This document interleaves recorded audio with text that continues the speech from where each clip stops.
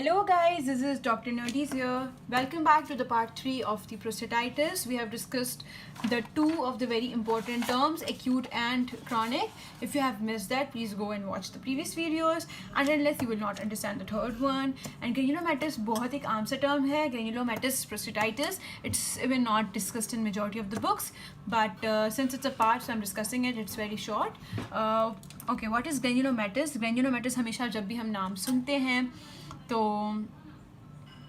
We always remember कि जब भी हम ये पार्ट सुनते हैं ग्रैन्युलोमेटस का तो हमें हमेशा याद आ जाता है टीबी, क्योंकि ग्रैन्युलोमास टीबी में ही बनती हैं, चाहे वो लंग का टीबी हो, चाहे वो किसी भी ऑर्गन का टीबी हो. That is why granulomatous prostatitis, again inflammation but granulomas के फॉर्म में. तो हमें मॉर्फोलॉजी में क्या मिलेगा? कॉमन सेंस है ग्रैन्युलोमास, राइट. अच्छा जी, इसकी होती हैं दो टाइप्स. एक होता है ये स्पेसिफिक और एक होता है ये non specific. That is it. बस इतना याद रखने की ज़रूरत है. स्पेसिफिक हो सकता है या तो ये बैक्टीरियल कॉज है इसका कोई, या तो इसका कॉज है फंगल. मैं बता देती हूँ. और नॉन स्पेसिफिक में again it's a twist. Bacterial में इसका कौन होगा? Common sense. ये सारा कॉमन सेंस है. बैक्टीरियल में हमारे पास कौन होगा जी? BCG.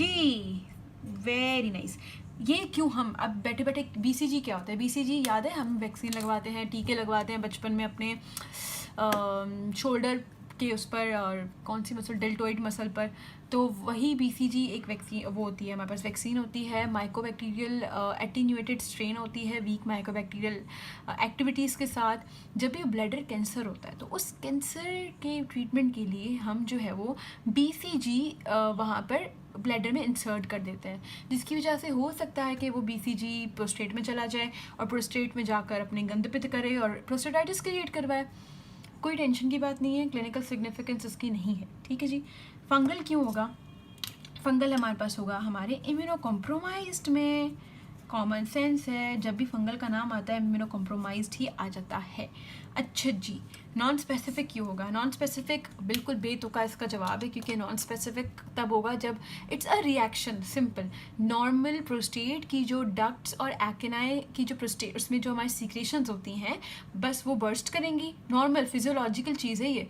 बट उस सीक्रेशंस, जो अल्कलाइन सीक्रेशंस प्रोस्टेटिक होती हैं, उसके अगेंस्ट एक इन्फ्लेमेशन चल जाएगी, तो उसको हम नॉन स्पेसिफिक ग्रैन्युलोमेटस कह देते हैं. That's it. कोई क्लिनिकल सिग्निफिकेंस इनकी नहीं है. That's it.